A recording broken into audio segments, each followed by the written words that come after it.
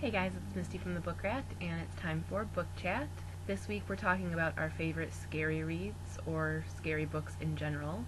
If you want to prepare for next week, the topic is going to be creepy covers.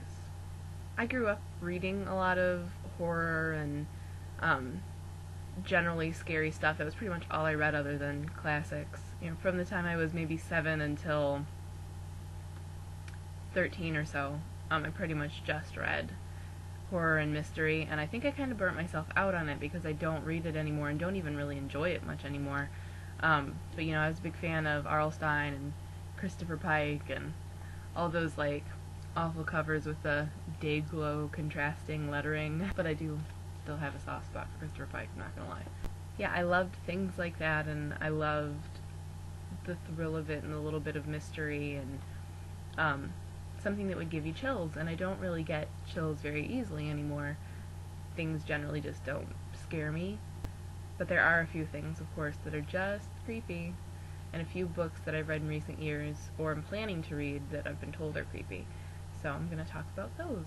Hater by David Moody. It's a super, super violent, gory book, and it's kind of akin to zombie books, but it's not really a zombie book. But what's so terrifying about it is that you don't necessarily know who the bad guy is because it could be you. It's this great story of paranoia and anger and all of this hatred and violence that's just lurking under the surface in people, and the doubt of yourself and the doubt of your neighbor, and it's really creepy. So I find things like that are kind of a twist to be a little creepier, and I definitely think that paranoia and mistrust are one of the things that still gives me chills. Coraline by Neil Gaiman.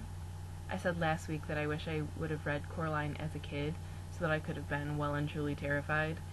The other mother, and the idea that she's giving you everything you want so that she can eat your soul, essentially, and that she wants you to sew black buttons into your eyes, and just all these little images and all the illustrations that are just, they make your skin crawl, and they're so pushing the limit for a kid's book, and I really love that.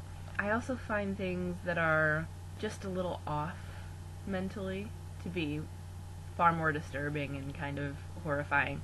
So books like The Collector by John Fowles, I was too lazy to grab it off my bookshelves. Things like that where you're in the bad guy's mind and kind of being lulled by him while everything he's doing is actually really disturbing. That's creepy and really well done.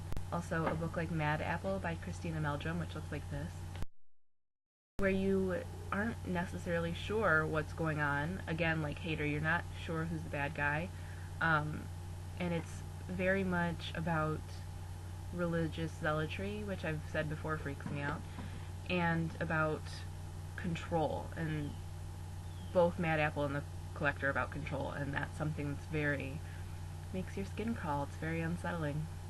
I grew up reading Dean Koontz, and I think when I was actually ever scared reading a book, it was probably a Dean Koontz book. Things like Darkfall and Phantoms, and Intensity, again, with that whole control thing. Those are books that kind of get into your brain a little bit, and sort of let you confront this otherness, which I think is terrifying.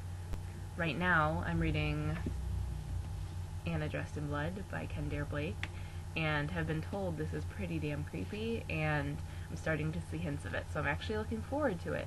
I said that I'm kind of burnt out on horror and don't really do it anymore, but this, I'm thinking I'm really gonna like. I've also been told the Devouring books by Simon Holt are really effing creepy. I couldn't find my copy of The Devouring, but here's Solstice.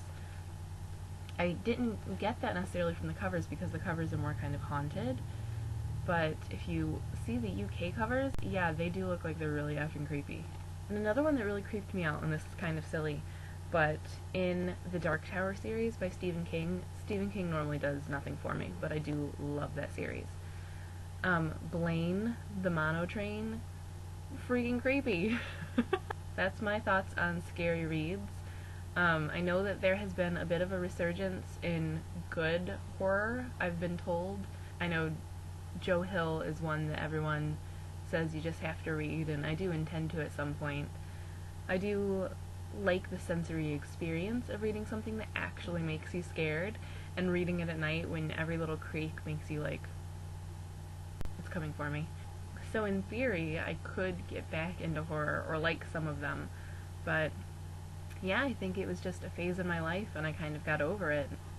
But when it's good, and when it is, it's worth it. So if you have any favorite creepy books or horror books, definitely let me know in the comments. As always, feel free to do your own vlog or blog post and link it up. The link to the linky will be below. And don't forget, next week is Creepy Covers.